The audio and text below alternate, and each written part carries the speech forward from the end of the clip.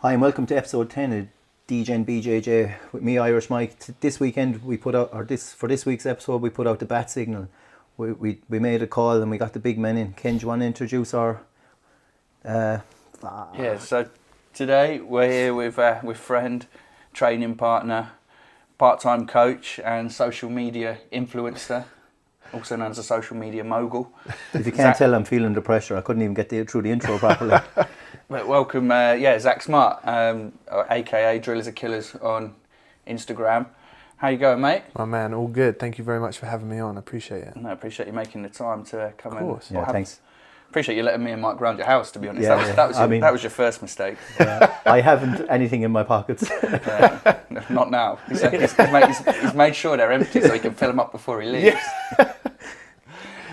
Yeah. Obviously we wanted to sit down and have a bit of a chat with you about jiu-jitsu, your kind of thoughts on jiu-jitsu, your time, training, coaching, competition, social media, and kind of travel as well. You're doing a lot of that these days. I know we share a love for that. So Yes, indeed, brother. I'd like to start at the beginning, really, which is obviously how we met you.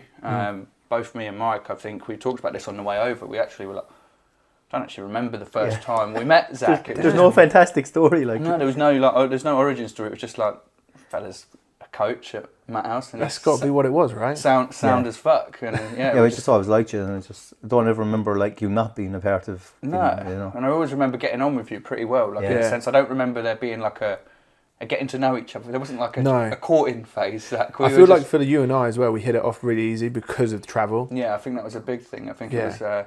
It's just after it would have been after lockdown, wouldn't it? That I was like, because I'd only trained for about 2 months at the house before lockdown, so I think it was. Oh, was that it? Yeah, I think it was in that summer from the July onwards. When, national. So you started then. Let's figure this out, right? So let's go. So you started.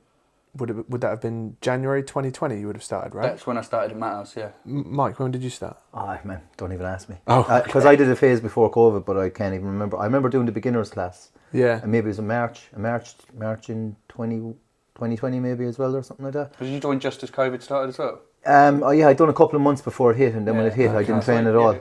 Actually, it could have been a December class, but I'd be here thinking I'd be calling months randomly, like just to try and make it until it fitted right in my. It just feels like you guys were there, like you're just part of the woodwork. You're there so frequently, and I done lots of time as a wipeout though. Like I was fucking 8 hours a week, like you know. We're like infectious. We get our roots into things pretty quickly. I feel like we're part of the woodwork there as very well. Very much so, man. Very much. I think we're both kind of the same. That if we like you and if we get on with you, I'll make it my business to talk to you. And it's not that I'm rude to other people. It's just like I'm going to give people my time. That it's that kind of circle, isn't it? Like no matter what way you go, we're both annoying pricks that won't shut up.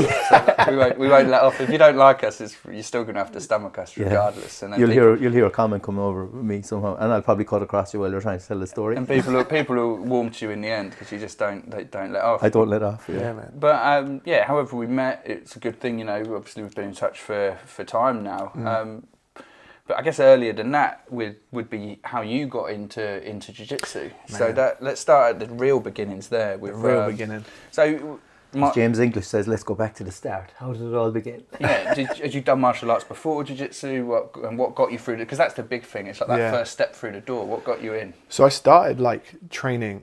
So when I was like 14 or 15, I did like a little bit of boxing for like half a year or something. Nothing crazy, but like with most people, I saw jiu-jitsu for the first time on the UFC, and then I basically got introduced to someone, and when I was a driving instructor, and he said that he was training. You guys might not know this. I'm going to refer to it as the unnamed gym. It's the same place where Lucas trained. The one with the headbutt rounds. The headbutt rounds, right? So we were there. I came after Luke, right? But that was my first time where I actually trained jiu-jitsu or some picked up some form of unique version of it, shall we say? Because like what Luke said, I don't want to go trash the place. Yeah. But him headbutting the bag, and I had I must have been training 2 or 3 weeks, and we were just let loose, and some guy put me in a heel hook, and he zigged and I zagged, and just like that, I tore my ACL. That was a great swear. On your first class? It was about 2 or 3 weeks into training. Oh, okay. And in your first month, though. Yeah, inside the first That's month, nice. and Spazzy white that belts. wasn't great. But believe it or not, that was, I don't know, should I name and shame this person? They're not a bad guy, and it was. I don't even blame him. It's completely up to you. Do you know what? I will. It's Stephen Selwood.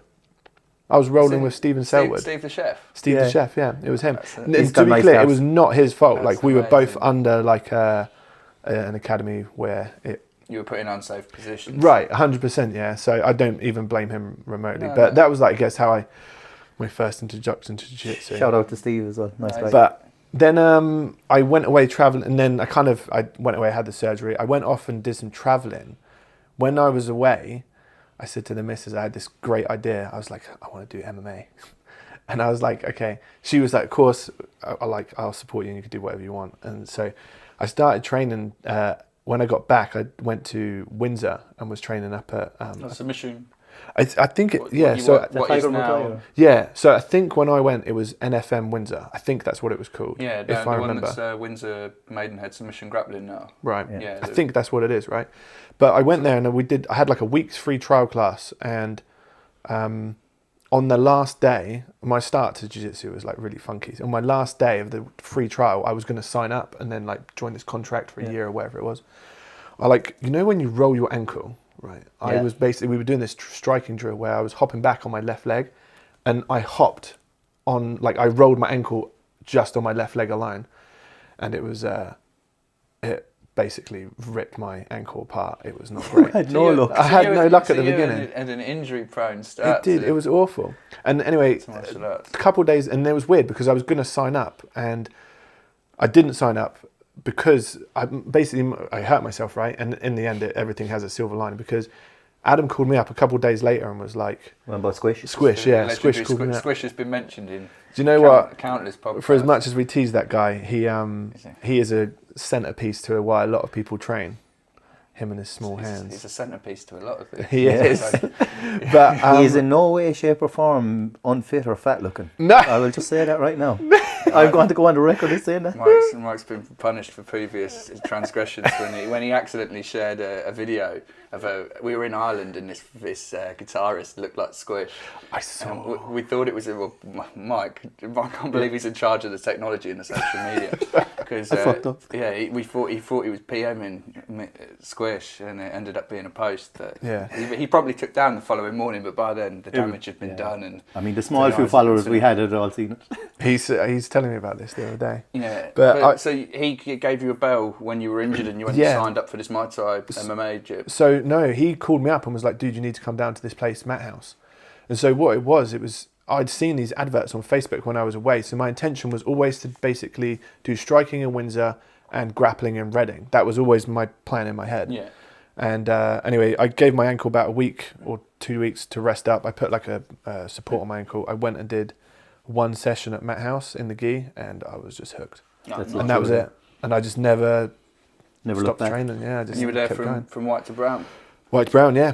And when I joined them, man, there was like we were just at a leisure centre, and there were just some mats on the floor. There was like 4 mats. You Guys weren't at the leisure centre either. No, were you were No, day I one, don't- or weren't you? Man, So yeah. Squish claims he's the first member ever. He he actually, I think only by default, right? I think there were members before him, But what's they left, Yeah. and so therefore by default he's them. But yeah, he called me up and was like, "Zach, there's like these 3-stripe white belts here, and they're so good, bro." And he was like, "There's a blue belt here. He's amazing. That blue belt was Shaz." That blue belt was Go away, Shaz. yeah. Yeah. Big up Shaz, yeah. Yeah. Our gym's first black belt for those listeners that aren't from Matt House. The few of you that have found us through other means. So Yeah. I was going to ask you about tough spots through. How many years is that now from what?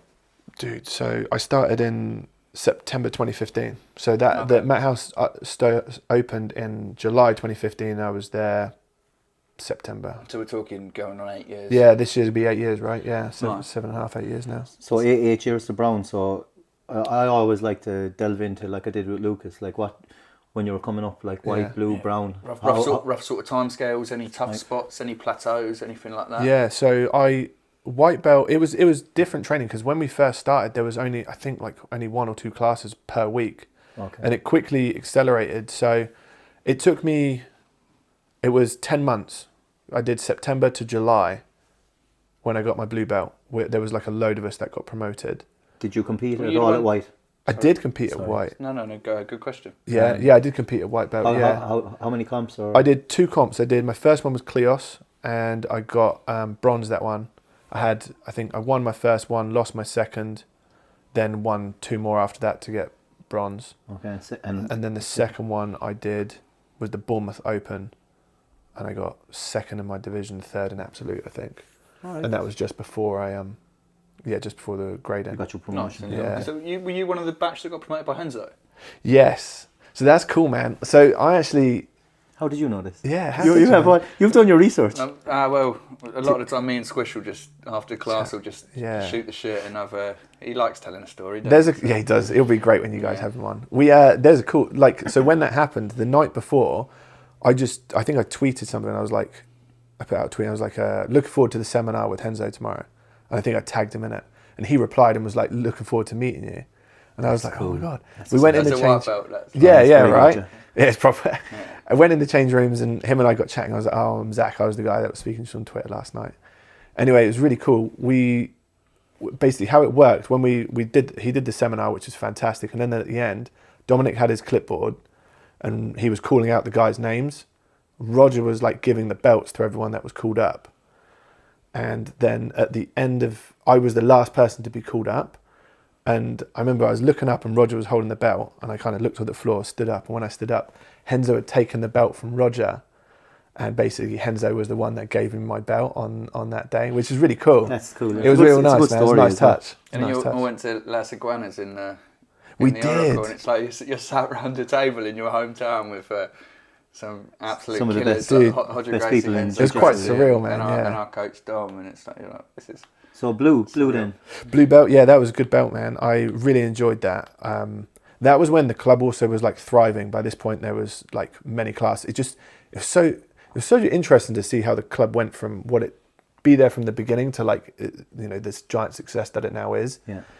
But yeah, it was so interesting seeing it like come up, and yeah, I really enjoyed blue belt. Maybe the most fun belt. In fact, actually, it was without a doubt the most fun belt that I had. I like competed loads and went through a giant like losing streak. I could not get a gold medal in competition for love nor money. It was just any so podiums. Yeah, I got a couple of podiums, and then some awful losses. 3-man brackets. Yeah. And ironically, I was just mentioning this to you just before we know a couple of people like to show their medals on Instagram for coming third and 3-man back. We won't name any names. No names. What were you saying? And yeah, I went on this long streak of losing, and eventually I did win a gold. And ironically, it was the one when I was just saying to you that I had the most awful weight cut. I must have entered honestly like anywhere between 8 and 12 competitions where I just didn't win. I just could not. So you decided you'd go down a weight to try and... No, I always fought at 94, like heavyweight. You were just big going into it, and you had to cut. So on the day of the competition. So how many kilos were you above beforehand? Sorry, just to get an idea. Yeah, like you had the conversation beforehand. Yeah, like it was nothing. I can't remember what it was exactly now. I probably had to lose like a kilo or 2 before. Okay. So nothing crazy, but when you bath the night before and then the morning of, you're still heavy. I went there and I was like, my mouth was so dry, so dehydrated, but it worked out well. It wasn't like All Stars where they let you weigh in your boxes just to weigh in your gear. Yeah, like a normal IBJJF. And a lot of the times they'll only let you weigh in like an hour before the comp, right? Yeah, before you're due to compete. But the guy let me weigh in like about 2 or 3 hours before I was due on. It's a little bit of an advantage. And then they were delayed. So I had like heaps of time to like I had a little bit of food, I drank some water, and then I had 3 fights, 2 submissions, and 1 win on points, and I finally won the gold, which was really cool, man. I did the Europeans as well at blue belt. That was a weird experience. That was cool there. Where was that when you went? Lisbon. I went to... Nice. So is that back when you always used to be in Lisbon? Yes. They move it around now. They do, yeah. I think it went to... It's now in Rome, I think now. Yeah. But yeah, I went there. That was cool. That was a bit surreal. Like nice. There was... How'd you get on? I lost first round. Actually, ironically, the guy that I fought, him and I stayed in contact. He was promoted to black belt today. Really? Yeah. Oh, Yeah. Nice. Do you want to give him a shout out? Oscar. I can't pronounce his last name, Oscar. but Oscar is his name. Yeah, he's a good lad. But yeah, Oscar. That was cool, man. I had heaps of competition, and then I went on like a good run. I ended up how many years were you at blue belt? 3.5 years, I think. When did I get my purple belt? Was July 2019. It was July 2019. And if you were to like give a guess how many times a week you would have been training, or how many hours you would have been putting on the mat a week, what would you At Blue Belt, roughly? At Blue Belt, I reckon I was like Monday, Wednesday, Friday, and Saturday was like non-negotiable days of training. So 4 or 5 days a week. And I'm talking what, hour and a half classes normally. Yeah, it was something like that. Yeah, the Wednesday I remember at the old place was always. It was always like, I can't remember, it was either like 90 minutes or like 2 hour session. Nice. And it was always like a really good day to go and train. Tough classes. Yeah. Like We have the competition class on Wednesdays. Yes, that's right there now, right? Comes and with, goes, with the rope and that, yeah. Yeah. So you, sorry, didn't mean to cut you off here, mate. So I'm going to interweave the coaching with this. So Cool, had man. you started coaching at that point? Yeah, So so did you start coaching as a blue belt? yes, That's yeah, what I did. I started, Dom basically said, he announced at one of the end of the classes, he was like, hey guys, I'm going to start kids classes soon. If you know any, like, just if you have kids, bring them along. Tell your friends if they have kids, whatever. Tell your nan. Tell your nan, yeah. And I just went to him at the end of class and was like, dude, like I used to work at Leisure Centre. I did swimming lessons with the kids and stuff like that. So I was like, I got a little bit of experience teaching kids, and I used to be a driving instructor previous to that, so I got a bit of teaching experience. It's like, if you need a hand, just let me know. All the kind of things that would prepare you for this kind of role. Yeah, You just right. you just need to have the correct jiu-jitsu. Yeah. So I started with the kids classes, and I think that only started about a year after the academy opened. I was a blue belt at the time, so I started helping him with that. And then as the classes came in, I started doing, like, it was just random classes. And then I had like every Wednesday afternoon, all the kids classes I'd do with Dominic, and then sporadic ones. And then if he went away, I'd like cover. Pick up classes. Yeah, cover classes and stuff, yeah. And that was like, I guess, middle. And how did you find blue that belt. going into the first? Like how was it daunting? Like to be Yeah, even though it's only shitting kids, myself, like, to be honest with you. and kids are hard to manage, like because they don't listen. Yeah. Like we barely listen. The kids I didn't mind as much as the adults. I found like teaching, because kids don't like, I could like mess up and they wouldn't know, right? What I'm teaching. Whereas like with adults, I felt like way more pressure. But it wasn't long before I kind of settled into it. I feel like I'm good at conveying information and. No, you have I was going to talk about it. Your coaching style. I might get into that in I was going to like drop some questions in with the belt stuff. So yeah. So you obviously started coaching and you'd had a good run of comps, and then when you got purple, that would have been your COVID belt, right? It was the COVID belt, yeah. So that one was weird, man. So you got promoted end of 2019? It was middle. All my belts have always been in July. Summer gradings. Yeah, the summer gradings. Yeah. So it was July 2019. So I did, what was that, like 7 or 8 months or whatever before the world shut down. So yeah, and then that was weird, man. Wasn't it? Like, that was so weird. For everyone, we all felt the effects. Yeah, for sure, right. But we did about 7 months of normal training, and then when the world shut down, we got into like, there was a few of us that like. Connor basically came around to my house and we would train quite a bit. You put yourself in a bubble, like pretty much, for want of a better word. Once things I don't want to throw him under the bus, but he was telling a story the other day where Connor works in the trades. So I'm going to throw him under the bus. So Connor worked. It was years ago. Everyone knows that a lot of the restrictions that were put in place were somewhat nonsense and oppressive. But I'm not going to put my Eddie Bravo tinfoil hat on and go down that route on this podcast right now. But he was saying he used to like put his work clothes on like this, and then he'd have his gear in his tool bag. Yeah. So he'd like come in like he was going to do some work on the gaff, just straight in the gear. Yeah. This is exactly what happened, man. Yeah, and it's shit that had to happen, but like it's actually it's a good story for it as well. Do you know what, dude? You got your training in, man. Honestly, me and Connor spent so much time and I struggled through the pandemic. Like my whole world. Look, everyone had their own shit with it, but I found it pretty tricky. And that guy did so much for me, man. Like the amount of training we did. Like, was such a big part of your life. Right. At that point, you weren't still working as a driving instructor. No. You were purely. I was purely jiu-jitsu, right? Yeah. Yeah. So like you've had that. It just completely was flipped upside down on its head, right? Yeah, everyone's had their own. I think everyone's got their COVID story similar to that. Yeah. Where they had something that they really loved taken away from them in one form or another. Dude. So like, I will forever be grateful for that guy because, he helped keep me as sane as I could have been during that time, man. And shout out to, if he listens to this, Riose as well. Him and I did some training during the whole COVID period before he moved back to New Zealand. You guys never met him? Heard of Riose a lot. The legend lives. Never met the man. Legend. One of these days, one time, one place. Purple. Any competitions at Purple? Yes, I actually only ever competed once at purple belt. Was that British Open? British Open, yeah. Was that last year? Was that a couple of years ago? I think I remember you Yeah, going before after. last. It It would have been just before your promotion. was, yeah. I Yeah. purposely competed with the thought, I didn't know, but I anticipated I was probably going to get promoted. So I was like, right, I got to squeeze in a competition. So Yeah, so that was the weekend just gone, this year's one. So Yes. it would have been roughly About a year roughly ago, right? A year ago. I think it was a little bit earlier in the year. Dude. That year, so I think so. Yeah. that competition pissed me off because I should have won that. I just made the most stupid. Ironically, this ties to what we just said about. You won your first scrap, didn't you? I won my then you first fight. Lost on points by. Yes, and lost on points in the second one. And the most frustrating thing is, ironically, like me and Connor were doing these drills specifically from X-Guard, and we must have done hundreds, if not crawling into the thousands of reps. And I'm not even exaggerating. If you know Connor, you know you're not exaggerating. Yeah, exactly Connor's right. Reps. Connor Reps on Instagram, Yeah. follow him. And there was this sequence that we went through in the match, and I got maybe 3/4 of the way through this particular technique, and I just didn't finish it. And then therefore, like, I didn't end up hitting the sweep, and the guy passed. Was that a brain fog issue or? I have no idea.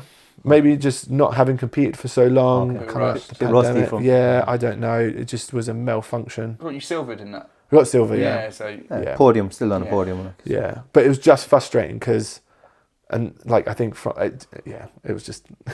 You can I'm tell not- it's I'm a not sport. over You it. can tell it's a sports match. I was just going to say. I just hate that it. would be the last time you competed, then. That eh? was the last time I competed, So, yeah. yeah. Any plans in the future for I was competing? going to say that Yeah. ties in with Tommy Lucas's question. We're going to. I wanted to interweave the kind of talking about your competition history Yeah. with your progress through the belts, but Okay, what Tom had asked, let me just pull that one up. sure. We have. But he phrased it so brilliantly that I don't want to do it misjustice. When's he going to compete again, or is it all about the likes and not about the medals these days? He reckons you're a keyboard warrior now. More so. So yes, definitely going to compete again. The traveling will now, like this first half of the year, I've been very fortunate and done quite a bit of traveling. It's going to like slow down a little bit now, and I'm going to start building a little bit more of a regular training routine. And yeah, I will be competing. Nice. I have every intention of competing in the very near future, and I can't wait to see Tom Lucas again now. Watch this. Watch this face. Yeah. To be honest, you could see him anywhere. He gets about, doesn't he? He does, you could doesn't be he? training anywhere in the country. What did you call him? Like, is it Creonch? Tommy Yeah. Creonch, Yeah. yeah. So with your coaching, do you feel like a purple belt was that when you had a real regular pattern of classes? Yes. Was that when you Yeah. after COVID? Was that when you picked up or was it before you had the? So Because you were doing you did all the lunch times for yes. a while. Didn't So you, at the when that old was place, before we moved in, I would just do random classes, and then every Wednesday was like just this thing that I just did every Wednesday afternoon class. And then when we moved into Dom got the venue, right? Yeah. Like there was like a more full-time schedule, and I ended up teaching 3 afternoon classes, and then him and I would rotate on like 2 or 3 days of the week. I can't remember what, and then and then I did all the kids classes as well. So yeah, it was So that's when you found your stride, do you think, in terms of like settling into teaching, the coaching? Dude, role? I love teaching so much. Like I really, really enjoy it. I really competing is good. I enjoy the challenge of it because I feel like there's just so much growth to be had from it. But teaching and sharing jiu-jitsu is genuinely like where I think Do you feel it's improved your game? massively, 100%. Would you recommend it to someone else, Yes. if they could get an opportunity to teach? Absolutely, yeah. If you get an opportunity to teach, do it.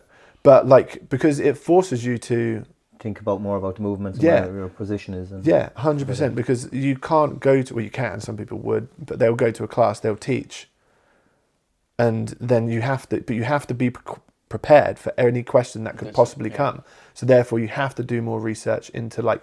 You can't whatever. it's not something you can half-arse like. No, you have to because be fully otherwise you're prepared. just going to be sat on the mat. Someone's going to ask you a question. You're not going to know what. Look like a fucking idiot. Yeah, and you're going to look like a fucking idiot. Would you would you think about what you were coaching? Like if you thought, just say you were coaching tonight, would you actually have it all prepared? What way you think what way you're going to run it? Or Did you have a curriculum, like something that you'd work through in sections? Yeah. The only reason I ask is because Luke, who was on, that you know as well. Yeah. He does it in blocks, where you have 6-week blocks, where it's like a front headlock block. So, nice. We're doing everything off of it. So if they react this way, we've got these options. And so he, again, I'll let him come on and talk about it in his own words, because I don't think he actually talked about it on the pod. It's a conversation we've had off air. And it's really interesting how his mind works and how he built a curriculum, or is building a curriculum. So did you have anything like that? Like, how do you still decide on kind of what you're going to teach at what times? And so when I was teaching regularly for the afternoon classes, I had because I was just teaching them, there was Monday, Wednesday, Friday, that I pretty much had a schedule, a curriculum, if you will, where basically if it was passing, I'd then go into passing, and then it would be pressure passing, and I'd show a knee cut from say I'd headquarters, let's go for headquarters, and I'd be like, right, from here let's work the knee cut, and then if they react, then we can go to the folding or smash pass, and then if they're pushing away, we can go to the X pass. So I'd focus on particular areas, or maybe then once I've moved on, because we passed, we're now in side control, so then I'd spend a lot of time in side control. So you go through the stages of where you're getting to where you want to be, maybe, and then submission. It was cool, man. I never was restricted. I was never told what I had to teach. I kind of was given a bit of free reign for that, which was always nice. I spent a lot of time focusing as well. I'd kind of get into the intricacies of say a Kimura, or but I would then maybe even focus on the Kimura, not just from side control, but close guard or side control, and then details. You pick up different details from different positions being in it. Yeah, as opposed to just showing it right, this is how you do the Kimura. You put your hands here. Explain why, try and get the output. If you turn the wrist, it's easier to elevate the elbow. You want the elbow in line with the shoulders. If the shoulders are in, it makes it so much easier for you to manipulate the arm to put the hand behind the back, etc., etc., etc. Someone's just after getting a free little lesson on Kimuras there. So did you build that off of stuff you did? Was it your game or stuff that you'd been taught?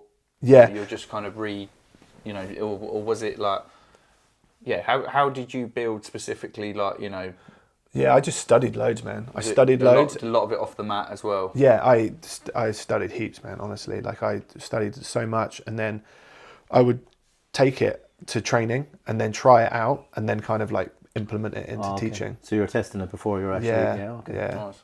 So it's proven. It's proven, proven within that. Seal of approval, yeah. So obviously you used to coach at Mat House where all of us still train. Yeah. You took a bit of a step away. About 6 months into your brown belt. Yeah. When did I? So just to keep it on the timeline, which we seem to be using your belts as the timeline on which we pin things. Ken's running water's gone out the window. It's working well. I stepped back I stepped away from teaching in December. It was early December. I stepped back. Yeah. So that would be about 6 months in. Yes. So obviously you love teaching. You can come across in talking to you now, man. Yeah. So you can see your eyes light up. What motivated the decision to take a step away? What were you doing instead? And are you back to coaching? Are you still coaching now? Yeah. So what motivated me to do this was just to travel more. To travel. I was teaching. I don't know, 15, 20 hours per week or whatever it was. I can't remember, quite a lot. 50 something hours a month. And then on top of that, planning all the lessons and stuff, and then trying to incorporate my own training into that. There was no way that I could have just had the freedom to travel. There was a multitude of reasons why I decided to step away. And the other one was I have given and I don't ever regret this, but I gave from blue belt all the way through to brown, so much of my time to teaching, and I'm so happy that I did that. But through my brown belt, I want to be a little bit more selfish and just have fun in this journey through the last belt before I get my black belt. I want to focus on my own training. I wanted to travel a little bit, and I wanted to just get better, which I was always doing anyway. But just be more so, because the reason is when I get my black belt, I will most likely open up an academy and therefore go back to teaching again on a more full-time basis. Yeah. And I just wanted to take the time to just be more selfish, I guess. You're entitled to. It is your journey. You've got to be selfish at times in life. Yeah, man. So you said you were travelling. Obviously, you've been to I'll be following your, as Ken said last week, you're an international man of mystery there at the moment. You wouldn't know where you are from one weekend to the other. It's like, I'm going to calm down on the travelling next week. Oh, it's in Milan. Yeah. this fella, charmed life. So you've been in like Thailand? Yeah, Thailand was wicked. Yeah, that was what kind of prompted, I think, well, it wasn't what I think is what happened. Yeah, I went to Thailand for like 4 or 5 weeks. I forget how long it was. 4 weeks. Did 2 weeks of travel, and then we ended up staying in Phuket, where I went and trained at Bang Tao. Okay. Which was like so good. I actually had every intention of going to visit a few gyms around there. Yeah, and you just ended up staying at that. But the guys down there were just so, like the guy Alex Childs, who like runs the gym, he or runs the grappling side of it, at least anyway. It's like his gym, and he has like investors with. He's a Josh Hinger black belt, and he's like, I think like they're like part owners of the business. So have you guys ever seen Bang Tao on Instagram? Yeah. How incredible is the facility? No, it looks cool. It's unreal. Looks class, mate. It's so incredible. You were doing no-gi then as well, like, which is like... Yeah, I was going to say, so because I've shared the pains of travelling with a gi. Where do you, when you travel, was that the first time you travelled abroad, like trained abroad, or trained while travelling, or had you done other shorter trips? And when I went to New York once, I went to Henzo's. do you rent a gi there, though? I'd imagine. No, I took one with me. Oh. Yeah, I just took a gi with me. Do you just make room for it? Yeah, The same as yeah. I guess you probably, if you're doing like a holiday, it's not the same as a backpack. Correct. Trip, Yeah. You know where yeah. you have to. But Thailand was a bit of a longer trip for you guys. It was. So Yeah. Did you just? What, you just took loads of luggage over? Yeah, dude, it was hot, so it didn't take too much. So you just gis and swimwear. Dude, I think I took 3 gis with me. He took 3 gis. I took 3 gis, but all of my stuff, right, was just shorts and vests. Yeah. That was it, and like 3 pairs of swimming shorts. A couple of flip flops, yeah, then you're sorted. 1 pair of flip flops. Yeah, easy game. Yeah. Would you say Yeah. like where else did you train? Were you in Germany or Italy or something? So I went to. I say that's cool. I went. Seminar, didn't you? Yeah, so I went to a seminar with Your Dom missus Bell. paid for your birthday or something? Yeah, so she's such a legend, isn't she? She basically what she did is on the day before my birthday, I think it was, she told me she said, we're going to go away. I'm not going to tell you where. And then she all the way through it, I think it was my birthday was the 6th. The 4th of February we packed. Yeah, this is right. Yeah. So we packed, and she was like, and I was like, well, what do I need to take? Do I don't take warm clothes? Like, Yeah. do I need a jacket? What am I doing? Do I need a gi? Yeah, do I need a gi? Yeah. And she was like, take a gi with you.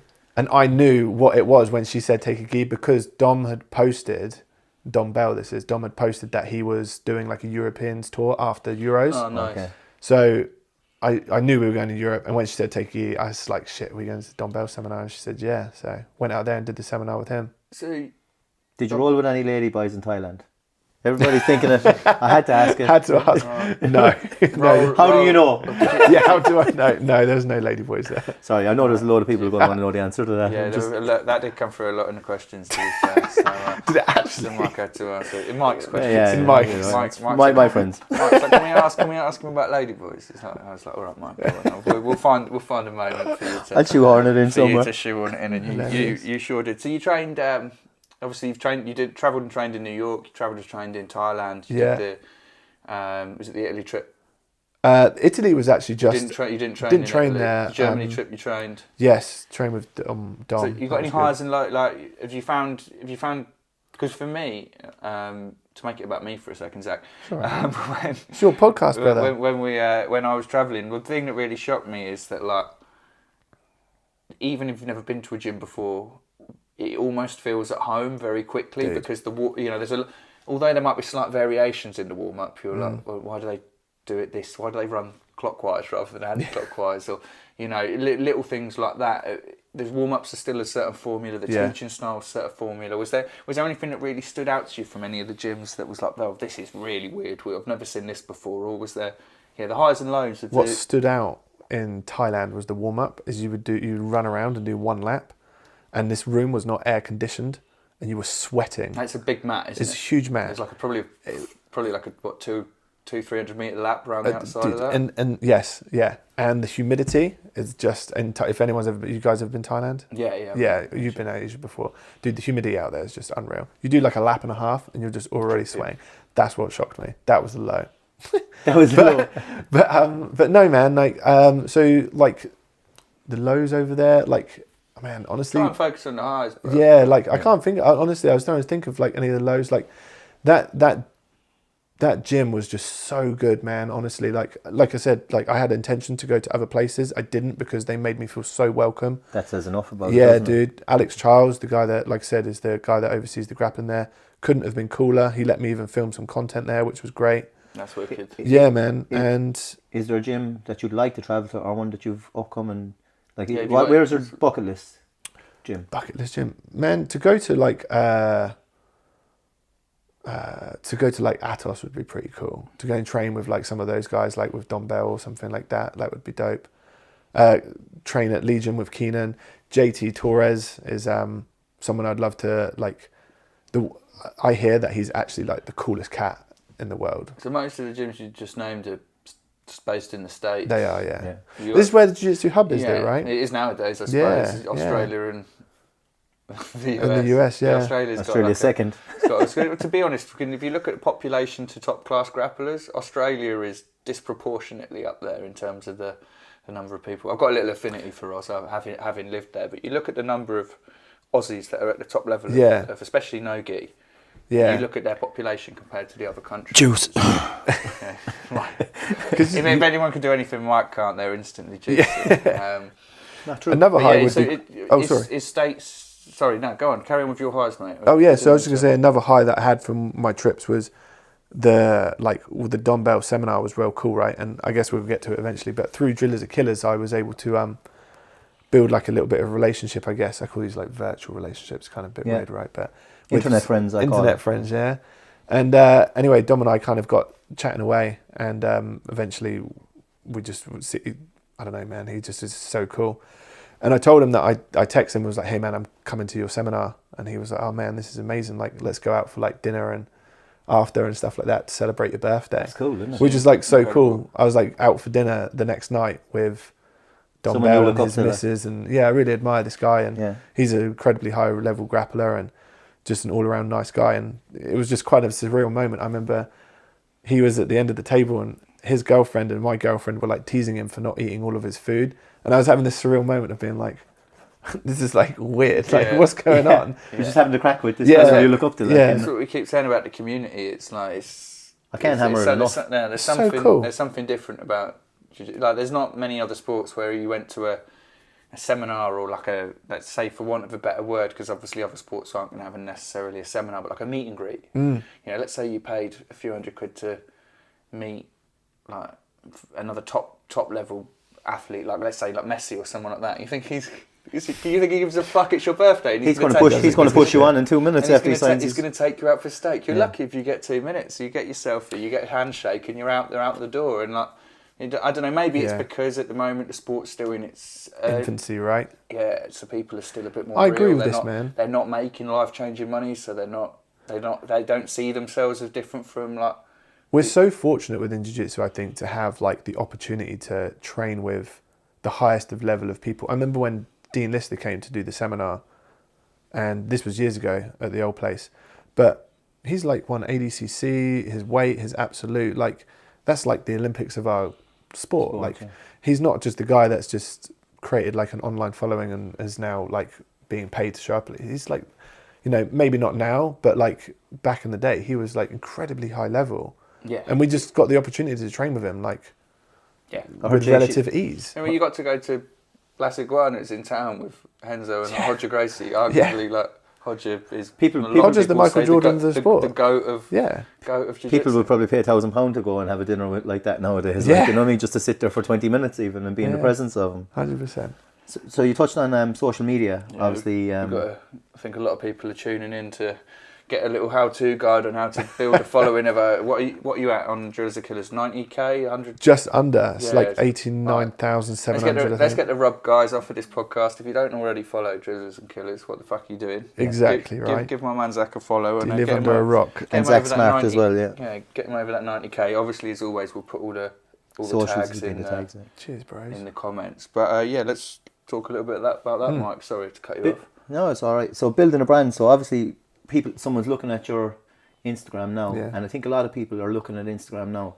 You'd see a few people like with 10,000 followers and stuff like that, and you're going, how do they have, how Yeah. do they have 10,000 followers? But I was showing Ken this trick that I have, and I did it on yours, and if we ever are fortunate enough to have someone else on, I'm going to do it. It's a trick that you basically go into their followers, you just randomly scroll up, stop, hit a follower, you basically know what's happening. So like bots always will have, look like a real person. I didn't have a clue on any of this, right? Yeah. So Mike was talking about the swipe test, and I honestly thought that was something they used to check for like a torn patella. Right. I thought that was like a medical test. I was like, what's he about swipe test for, this crazy fella? And then he's telling me, sends me a video of him doing it on his phone, and he goes onto the follow list, clicks a random follower, and it's like it's an Indian account, like the photo is of an Indian gentleman on his wedding day. And all the photos are like uploaded on the same day with the same time stamp. They're like, so I've done the swipe tests. Did you do it on mine? On yours, yeah. Couldn't find one. It's like Could you not? Like a dog. Wait, on Drillers Are Killers or my personal? On both. I would have clowned you on it. I will go on anyone that does this, because that's what I'm saying. I think you will have an X amount of, because even bots follow our page, follow ourselves. It's inevitable, man. Yeah, but like, I mean, when it's bought, it's always there as you can find it within a couple of flicks. It's a considerable percentage. Yeah, it's like it takes, and then you can see interaction as well on people's posts. Like you've 10,000 followers, but you've only 70 likes on most of your posts. How does that work if you're not having that interaction? Like, whereas yours is a higher level of engagement on your post. So, how did you start to build it? Because like, I don't believe you bought followers. And never, no. So like, you've organically built. I'm interested in the answers to that, but as a little precursor to that, did you was Jiu-Jitsu Influencer something you saw a gap for, like in terms of like what you do with the share? Is that why? What made you choose to start? Like, firstly, obviously, Drillers and Killers came before your own content. That's right. Yeah, it did. Yeah. And I want to talk about your conversations with Don Bell around content, because I think the way you both present it's similar in terms of the cutting and the presentability of it. It's not just a random video in a room. It's like it's edited content. Sure. But before that, with Drillers Are Killers, did you see a gap for someone to kind of create a platform on which? What made you jump into that and start building it? And then within that answer, can you answer Mark's question about what steps you took to build to the following you've got today? So like I saw, like, I guess a gap in the market. It wasn't that I necessarily identified that. I just thought to myself, how cool would it be? I was really into drills. Like, I'm really into drilling and with jiu-jitsu. I know You wouldn't have thought if you knew me. But like, I thought, how cool would it be? And I would just follow different people on Instagram, and I was like, instead of following all these different people, what if there was just one place where you could go to like find drills, right? And then I've always thought the expression "Drillers Are Killers" is cool. It's actually very good. Yeah. So I got that from. Don't say he's not getting paid. No, fuck it. I got it from JT Torres. He was coaching Andre Galvao in allegedly.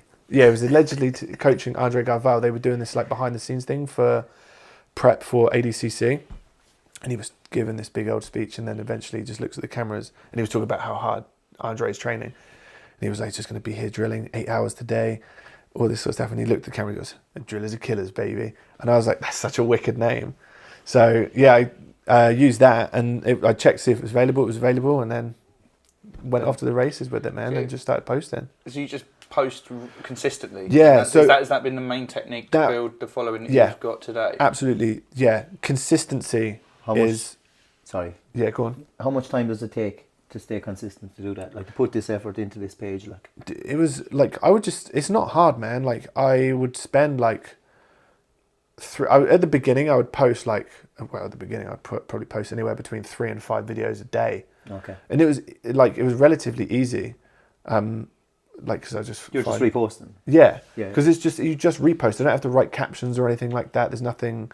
I'd write a very brief caption of whatever the technique is, and then I'll just repost it. And then, that was it, man, really. I just posted consistently, and before you knew it, I just set in 3 posts a day, and I'll just basically sit on my phone in the morning or between classes or whatever, and I'll just find 3, I'd save them, and then just eventually it got easier because people would send me stuff. Be like, can you just share this? Have you got many people? We're probably gone off fucking 3 of the questions we've asked you, but have you people that you'd look up to now that actually send you things now? We don't have to name any names, not to be putting people's name out there, but have you people send you names now as you're like, this guy's cool as fuck and he's just asked me to repost these? Yes. That's very good, like, because Yeah. I say it is. We keep banging on about community. I always do, but and yourself as well. And I think like you're actually helping the community, and you've grown it to a page now where people probably want to look at your Yeah. place as a destination. Because I don't follow much of the scene of the competition and that, and I wouldn't know a lot of the people you were talking about. Like I can respect. I just respect everyone really, but I don't really follow the ins and outs of it. But you can see you have a fairly high following. Like compared to other people for jiu-jitsu, Yeah, right? You yeah. know, like in my opinion, anyway. jiu-jitsu, there is probably a handful of people that let's exclude people that have crossed over into the MMA sphere because that just gives you a whole new platform. But there's probably a handful of people with, you know, over 1 million followers in the jiu-jitsu community alone. You take that back a step, so that's people over 100k. You take, by take back a step, I mean take a zero off. That's where Instagram draws the lines, right? When the letter changes from a K to a K to an M. Yeah. So like, there ain't that many people that are at that level. So, I mean, off the back of what you've done, was it a conscious choice to? Were you always? I'm not sure how the best way to say it. Were you always going to start creating your own content, or was it more like because? Did it lead off the back? This is what I'm saying. Yeah. Obviously, you know, you put together very well curated content like Don Bell and Heather do. Where it's like, I'm not saying it's similar, but you know, there's titles over the top of it. It's edited. You know, I've been like an uke to some of your videos. You'll count. We both have actually. Yeah, yeah. I reposted He the shared two. them both this week as part of the hype for the. But you'll even count the bit to the beat of the music to the song you're planning to use for it. So like. Yeah, obviously after years of running your own platform, running a reshare platform, where was it? Because I remember when I first followed you on Instagram, there was very little jiu-jitsu content. Right. It was like you and Amy, you travelling. Yeah. So and then now, if you go on your page, it's a tough push to find anything that ain't jiu-jitsu. Good luck with that. So what? Yeah, again, was it a gap in the market that you saw for your style of content, or was you just like you're like so many people are doing this, I can do it? What? So I wanted to like use the opportunity, I guess, to use the platform to first and foremost, I just genuinely wanted to provide value to people on both my personal and on Drill Lizard Killers, right? Just genuinely, that was like the first thing I wanted to do. And I saw that some of the guys that I was resharing their stuff on Drill Lizard Killers, some of these guys were like, I'm not responsible for it, but because of my sharing, and then other pages like mine would share their stuff, they grow their own personal brand. And you're helping everyone. Yeah, and it would afford them opportunities. Like some guys got sponsorships, other guys ended up getting like instructional deals. So I saw this and I figured I'm just going to jump on that bandwagon and do the same thing as well. And it's, paid off. 10k on your... 15, I think you're 14 point something now. 14 something clearly. now. Sorry, 15. We'll round it up. No, yeah. We'll round up. Mike's the social media guy. 14.7 I think it is now. I'm clearly not paying attention. So. Would you have any advice for someone like our social media is ish, but like we'll say, have you anyone for advice? Have you got any advice for Mark on how to get our social media off the ground? Actually, to be fair, you have given us loads of tips, but I mean, more generally, if you just wanted to post like jiu-jitsu drills, like I would. It's interesting, right? Because sometimes you'll see videos and there'll be people doing a technique and they'll just go through a particular technique really fast and it looks cool as well. Yeah. But you can't really see what's happening. You can't take that really in and you can't take that in and learn it, right? So I think as long as your intention is to like help people, I mean, then I think it will grow organically that way. So I would post consistently, find good music, write captions over the top of it. Are hashtags important? Yeah, I think so, man. Yeah. Well, interestingly though, they are. I always use them, but a friend of mine who posts Azzy, he barely uses them.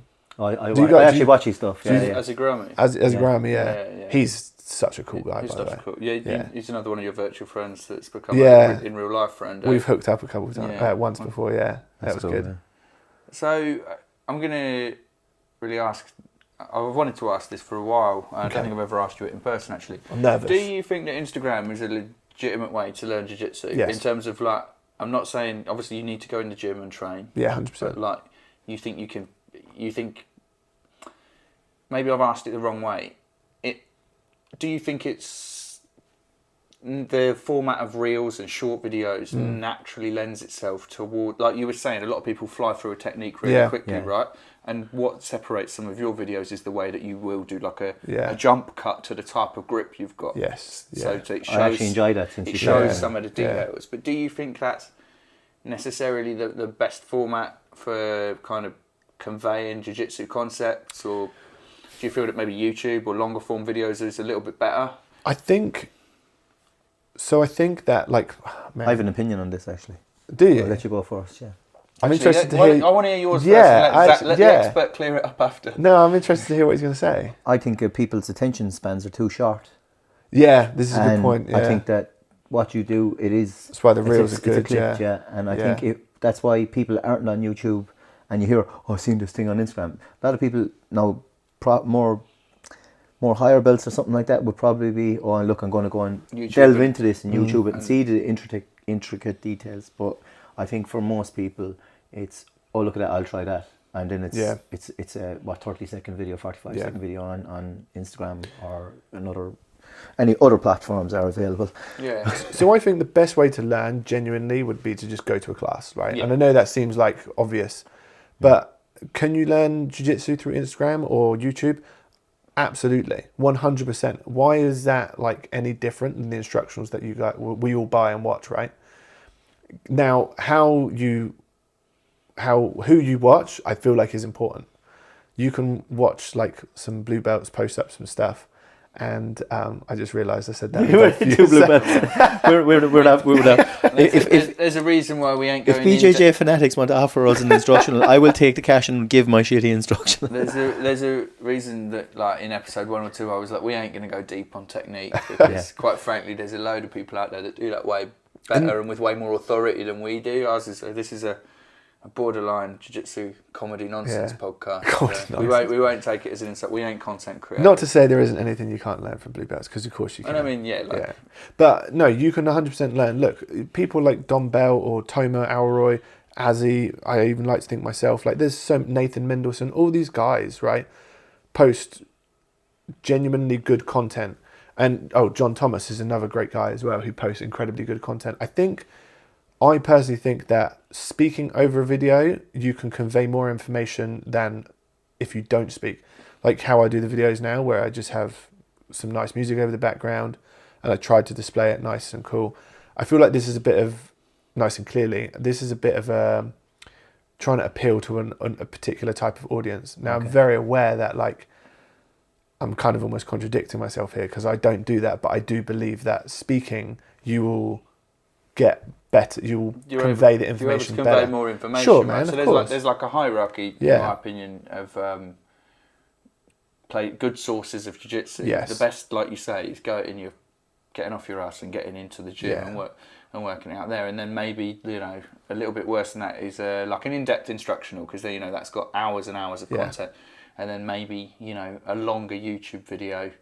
And I think the quality diminishes, and within that you've got good producers and bad, people that are producing good quality and bad I have quality. An opinion on this YouTube thing, by the way. There is a spectrum. The reason I ask is because I wasn't sure whether, you say that you think that there is extra value to having the voiceover. Yes. Is that something that you might, have a separate platform for, where you can put more information on, or, Honestly, Ken, I'm trying to build up the courage right now to just talk on Instagram as it is. Honestly, like Bailey has been banging on about it with me for ages. He's just been telling me I just need to just do it. And I will, and now I'm publicly saying this, I can't really go back on myself now, right? No, you're holding yourself accountable now. I will start doing that, and it won't be with every video, but like I will do that from time to time. I think it's going to be a good way to like convey information, right? Well, it'll add to the brand. Maybe you have some videos with it, some videos without. I mean, maybe it's something you could poll on as well, because it's good to mix it up a little bit, right? I think with the content. The rest. The YouTube thing, I just wanted to pass comment on this real quick. Yeah. You see some videos, right? They'll show like, I don't know,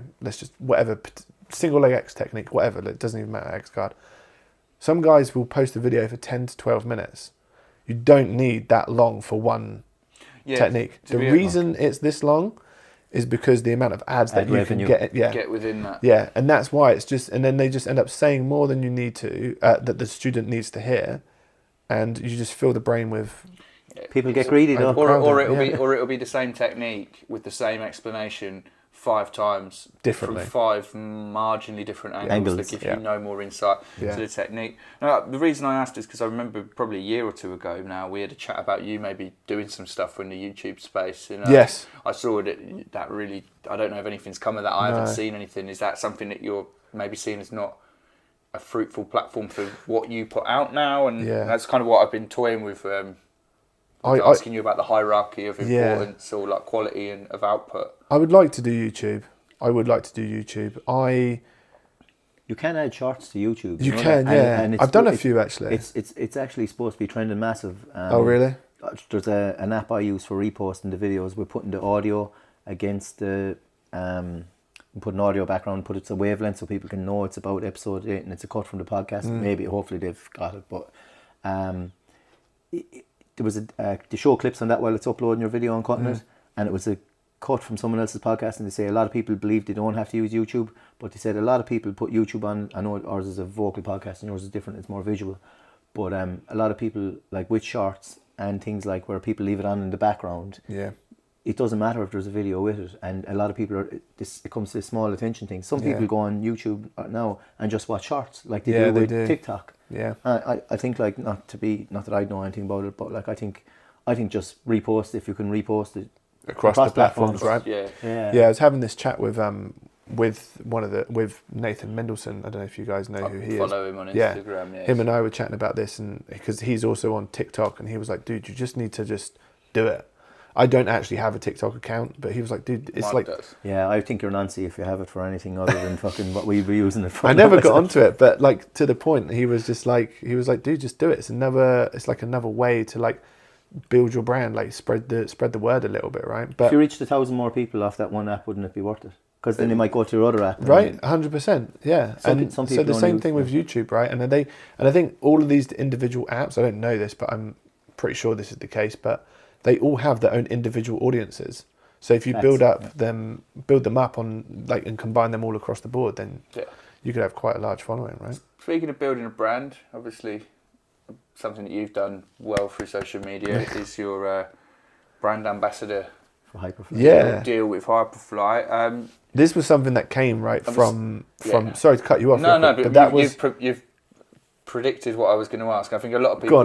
Finish your question. A lot of people that are listening today are going to have interest in how to build a social media following and how to get sponsored.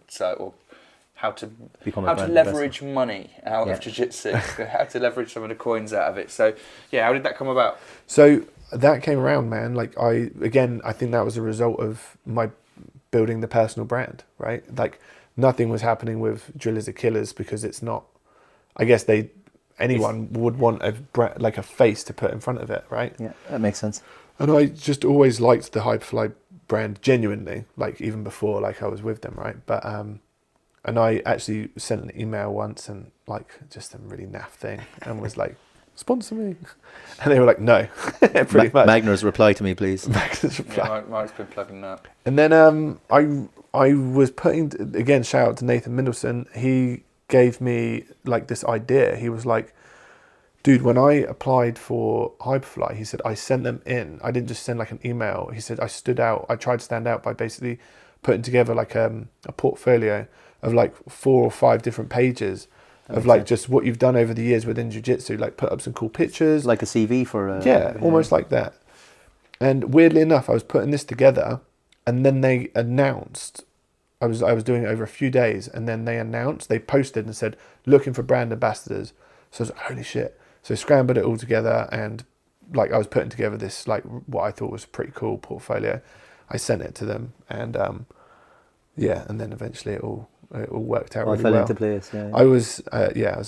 It all worked out really well. Yeah. I managed to get through there and So you put out that I want to talk more about the brand ambassador deal, what that means and what have you in a minute, but it probably sounds posher than it more than it actually is. You put out that brand ambassador video when you did they finance or publish that, or was that with Jabir you did that? Shout out to Jabir, man. Yeah, we weren't sure, but like there's some big man on the lens. Yeah, that was my idea. I just was like, I'd said to who I think it was Amy actually. I just said to her, I was like, "Am I being too extra here?" Like, because I put together this CV and was quite loud and it stood out and it worked out really well. And I was like, should I do something different, like to announce? Because normally, if anyone joins like a partnership or a sponsorship or whatever brand ambassadorship, they just like post a picture. Join Scramble or Hyperfly. I loved it, and I think Juba deserves. We'll put his Instagram handle in the link.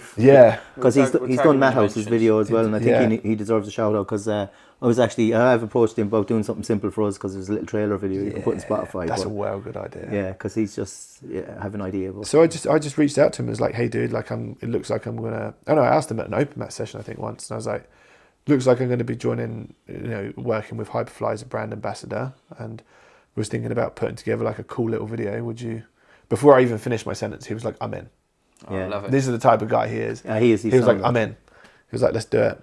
So I came up with like just some cool, some ideas. Him and I went backwards and forwards with some ideas, and then spoke to Bailey, asked if he would be in the video, and then before you know it, we shot it, and it all worked out really well, man. So I was well chuffed for that video. What it seems to have come off the back of the Drillers Are Killers, your own following, and the brand's ambassador deal with Hyperfly is that there's no get popular, get sponsored quick secrets here. It was all just regular consistency, kind of like jiu-jitsu. Kind of like jiu-jitsu, right? Exactly.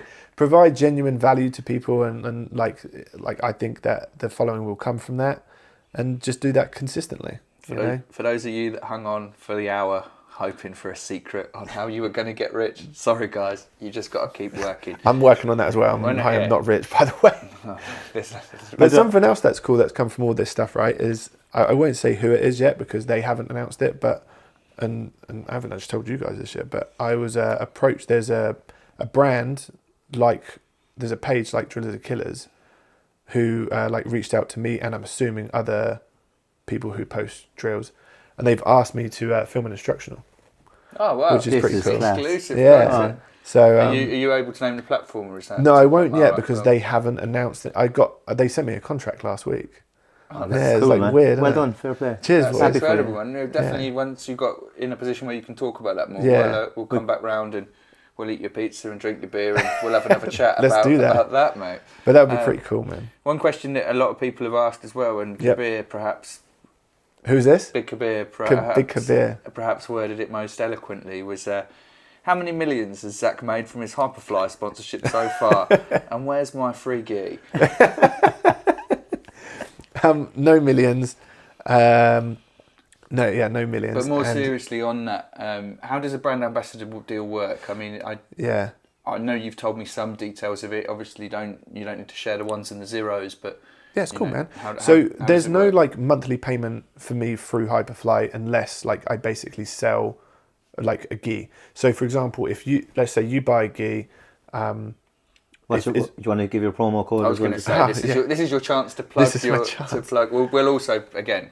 Everything will be put in the bio. Everything will be in the bio for people that didn't make it an hour and whatever in. So if you buy gi and use the code ZachFly, then you will receive a discount, and then of however much you purchase, I will get some of that money. Finder's fee, effectively. Yeah, that's sure. ZACHFLY, yeah? ZACHFLY, yes. Mate. Just in case. Some people don't spell it differently, don't they? If you go to my Instagram, it's all over there. On every video, I always put a link in there or whatever. Nice. So there's no great deal amount of money that I'm like making through it. Like honestly, it's not much at all. But it's the association is good. It's the association to be associated with a brand that you also rate, that you were you were a big customer of anyway. It's a global brand, man, and they're all over the world, from Asia to North America. They're just global, right? Yeah, I have the piss yellow gi, don't forget. And it's just good to be associated with them, have the foot in the door. I've genuinely had also like a really good experience with them. The lady, I call her my handler. She's like, her name's Eleanor. I call her she's like my handler. Basically, she reached out to me and she's just been so good. She basically saw me through the whole thing when we were joining, as I was joining them. Okay. And she just casually reaches out to me and checks in. How are you? She was making sure I was posting my information correctly on social media so that I could make sure I was benefiting from it financially. And she even once reached out to me when I was in Thailand. Actually, she texted me and was like, the owner of the CEO of Hyperfly, she said, she gets bummed out because none of the athletes like reach out to her. Okay. She said she saw your application, she saw your video, and she was like, she seems to think a lot of you. She said, why don't you send her a card? Like to wish her Merry Christmas or whatever. Oh yeah. So it was like, and she said she was kind of giving you tips on she how was to giving schmooze. me, yeah, man, and like That's this cool. is the type of people that I'm with.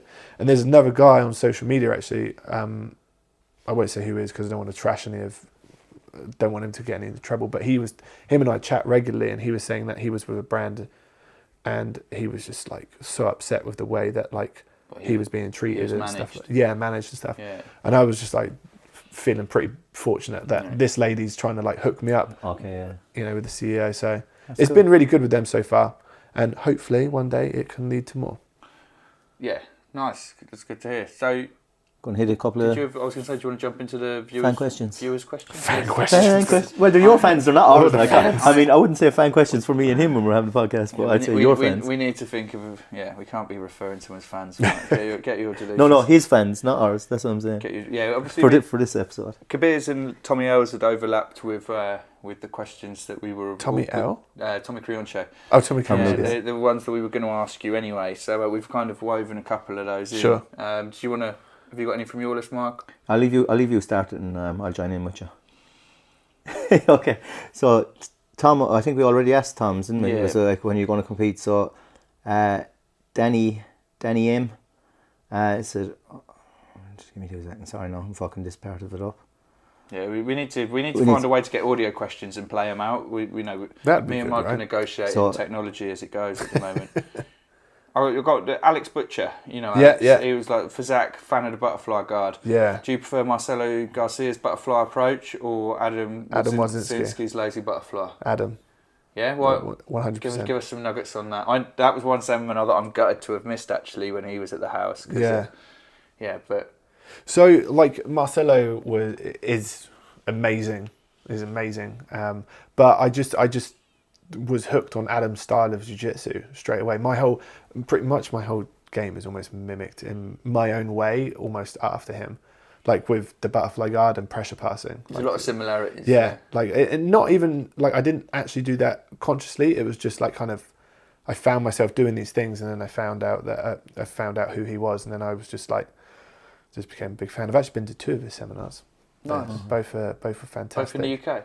Both in the UK, yeah. I went to one when I was a purple belt somewhere in, I don't know, I can't remember where it was, and then the second one was at Met House. Yeah, both brilliant. I don't know why. It's just the way he played. We're both 6'3". We're both got like similar sort of build and frame, and I don't know. I just gravitated towards his style. It's his hair. Yeah, It's the hair. I'm envious of anyone with hair, so I get that. Those luscious locks of his. Yeah. There were a couple of like kind of random quick fire questions that came from All the right. WhatsApp like chat, the jokey ones. Tim, we were talking about kettlebell Tim. we'll Kettlebell call Tim. him. He was like, if you were a BJJ submission, which BJJ submission would you be and why? Oh my God! What an odd question. Well, there's Wait until you hear the next one. Yeah, I'll let you go with the next. I have no idea. Favorite submission is choke from the back, so I would choose that one, and I would choose it because it's my favorite. I have no idea. I feel like that's a really rubbish answer to a potentially fun question. Can you think of anything better? No, but another question was your favourite dinosaur and why? From Devon. What? My favorite dinosaur? Yeah. Do you have one? Sure, I'll go with a T-Rex, just because it came up in The Last of Us when I was playing it the other day. Nice. Do you want to give anyone your PS handle to play games with? No. No, definitely not. Not the I actually weirdos. don't play not online. the weirdos that have made it an hour and Yeah. 8 minutes into this podcast. Oh my God, we're an hour and 8 minutes in. Ken is really good That at went timekeeping. fast. We are huh? indeed. Well, I have the time. In fact, Unlike Bobby Churchhouse. yeah, that's a funny. Shout out to Bobby Churchhouse. So we've digressed slightly into an in joke, but he was timekeeping at an MMA fight at the weekend, and he thought it was in a kickboxing bout. I think this is what it is. He thought it was an MMA bout. So the round was meant to be 2 or 3 minutes. 3 minutes, and he thought it was 5. He just was letting it run on. I heard about this. So I'll let, because when Squish comes on, I'd like him to talk about some of the good, the bad, and the ugly stories of his time, Oh, mate. kind of being a judge and bringing together a bunch of rapscallions to kind of do running and timekeeping at MMA fights. So, well, speaking of Squish, though, he did have a question for you. Of course he did. And this fucking guy. It was, what was it like working on the hit 80s TV show, Alf, as his face and body double? I couldn't keep it together. I wasn't going to ask. I wasn't going to ask this, but Squish made it very clear he did really want me to ask this morning. And hilariously, when I said, Squish has asked a question, your reply was like, what is it? Something to do with being a... What did you say? So it was going to be one of two things. It was either... Can I say this? I can't say... You can say whatever you want. On this you can. Well, it was either going to be a Down syndrome Brendan Sharp comment or something to do with Alf. Squish, you're predictable, mate. You are. Mix it up. And Agreed. Richie had one question, didn't he, as well? Yeah. Do you want to... I've got that, yeah. So, Rich? Yeah, Rich, that's been a UK in a few... Oh, do you know what, man? videos. Shout out to Rich. Yeah, PTU. Yeah. Do you know what, man? Actually, while I'm on that real quick, shout out to Bailey for like helping me with heaps of my videos at the beginning. And shout out to Rich. Yeah, I was going to give you a chance to plug and shout some people. And of course, there's been other people that have helped out sporadically, like like you guys. Yeah. Christian done a few as well. But there's been a few big faces. You might not like Rich as much after this. He's like, my question for Zach, it's a good one. Our relationship recently has taken a funny turn. Hair has been thought to have special spiritual and cultural significance. What? Sorry, mate. What has? Hair. Like your hair? Yeah, okay. It has been thought to have special spiritual and cultural significance for many warriors throughout time. Native American tribes, Vikings, samurais, etc. It's believed hair holds a source of strength, skill and power. So please could you ask Zach if he can clarify if his unkept, heavy-sitting eyebrows are indeed the mystical source of his Brazilian Jiu-Jitsu powers. Oh dear, man. Do you know why he asked me this? He sent me there was a model who was on like some, I don't know, the red carpet somewhere, and basically she came on with like a unibrow. And him and I were bantering about this. So yes, if it's all the jiu-jitsu comes from the brow, man. Shave off his brows. It's all in the brow. You might stand a chance. You're not going to get it shredded anytime soon or anything. That handsome bugger. It's an eyebrow. It's an eyebrow. Oh, sorry. I thought you were looking at me like you didn't know what threading was. Of course I know what threading is. Have you seen these brows? So anything you want to say? Did you not have a final question from Amy that came through this morning? Oh shit! Jesus, well, good shout on that. No worries. I've got it here, mate. Don't worry for digging through your notes. I just didn't want to move on before we'd asked it. She did get that in just as we were finishing the run. No, it was a last-minute addition to the running order, so I'll forgive you, Mike. Don't worry. We'll take it out of you. We'll take it out of your wages this week. Sorry. I'm going to get choked out after this podcast. Fuck all is still fuck all, mate. But yeah, a question for Zach. What's your biggest achievement to date and why? Within jiu-jitsu? Well, she actually kept it open. She said some really nice stuff afterwards, which is too soppy for either me or Mike to say to you with a straight face. So we'll share the full comment with you. But you got a good one there, mate. But yeah, your biggest achievement to date, and with that, anything you want to shout out, anything you've got coming up, plug all your bollocks, shout everyone out. So yeah, greatest achievement today, man. Well, through jiu-jitsu, I guess would just be like the relationships that I've built with people. Honestly, that would. Sounds like really, I guess that sounds cheesy as well, right? But that has afforded me like some really great times, man. Like that dinner out with Don Bell, or like, this touch wood, this all comes to fruition, but the potential with the instructionals, all just through relationship building, man. Getting to sit down with us too. And of course, getting to sit down. Yeah, I was hoping he was going to throw that in. Like, I was actually so hungry for you to say that. I fucked up there, didn't I? Yeah. Obviously, we'll tag your socials. We've shouted them out. You've shouted out Rich. You've shouted out Bailey. Anyone else? Connor, you shouted out when we were talking about the dark days of COVID. Yeah. Anyone else you want to shout out? Anything else you want to plug? You've mentioned a lot of names. All good, man. All good. Nice. Just shout out to you guys for doing this. You please don't stop doing this. This is great. What you guys have going is fantastic. We're trying, mate. We're trying. Yeah. Keep doing your thing, man. We've got quite a good chemistry. Well, Hell yeah. When you've got that, instruction off the ground, I definitely want you to come back on and have another chat with us. Yeah, you can plug that a bit. Some stuff I forgot to ask is how much of your coaching planning time is actually spent writing the jokes that you tell. Yeah. And please tell me it's not very long. The quality of them. Yeah, if we were to offer any tips, it would be to focus a bit more on those, or stop them completely. Fantastic jiu-jitsu shit jokes. Adam says that to me. He's like, dude, your teaching is so good, the jokes not so much. And there's also some stuff around competition that we kind of moved on from that would be nice to get into. Sure. And also that question I always like to ask people if jiu-jitsu works in the streets. But we'll save all of that. Yeah, let's do it, man. We'll go back on another time. For the next one. Much love, Zach. Thank you for coming on. Thanks for being on, Zach. Guys, yeah. thank you both so much. I appreciate you. Look, guys, as always, play it to your nan. Zach's a lovely gentleman. We know he'll be popular with her. See you guys. See you later, guys. Cheers, boys.